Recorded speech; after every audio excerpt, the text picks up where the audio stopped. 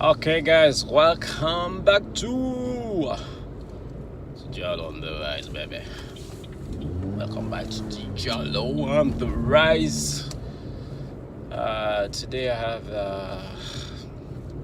a day off after a long time. Finally, I have a day off because I've been covering other shift. That's not just in covering. That's mean. Covering other shift. That's not that are shifts that are not mine. So I was covering shifts. So today I'm off, and then I decide, and this Good Friday, and this Good Friday that I'm going to church. I decide to dress up and then go to church. So it is finished. Jesus has risen from the dead. It is finished. So now we have the access. We have the access to everlasting life. We have the access to forgive. We have the access to become part of the kingdom. We have the access. We have the access to act on faith, to say to the mountain to move, and then the mountain will move. Not literally. So, mountain of evils, mountain of sins, mountains of depressions, mountains of sickness of all kind, they will move. If you have faith like a little grain of seed. Is it like a sesame seed? Go with it on the Bible. So it is finished. Now we have the access. We have the access to everlasting life. So what God has been prepared for us is something that's never come to our imagination. So we cannot compare it to material things on earth. So if you understand how those materialistic things work, let's say you wanted a my camera almost get cut off. So yeah, let's say when you buy you need a brand new camera, a brand new car, a brand new house. After a while you feel bored with it, right? So this is what the Bible said, things that God has prepared.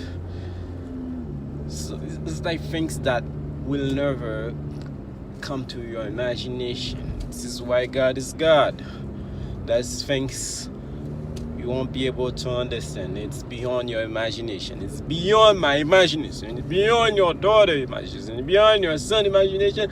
It's beyond all nations, all creations, imaginations. So on this Good Friday, I hope you enjoy your time with your family. Take time to reflect about what God has done. He sent His Son to die on the cross so we can have the access to everlasting life. We no longer have to be afraid to die, because we know when that process, when that step of life come, it's more like we sleeping and then wake up and the other side where God has promised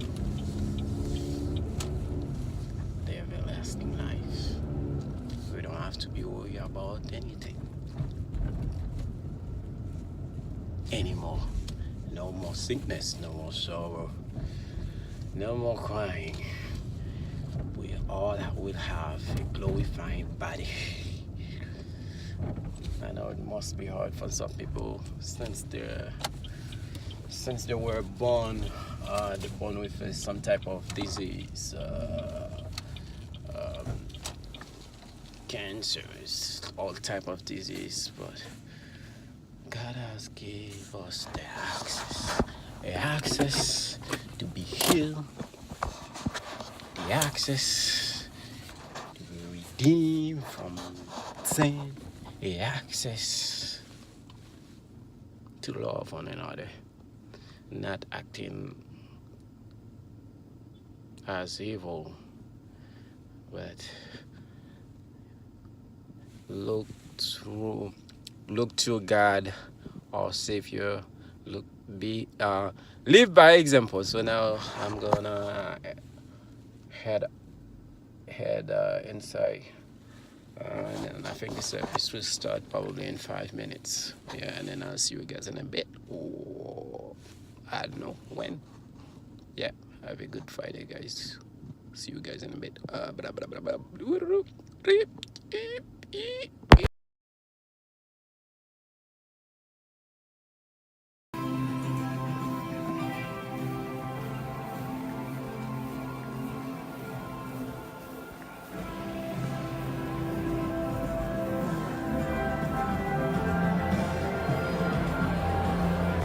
In many portions and in many ways.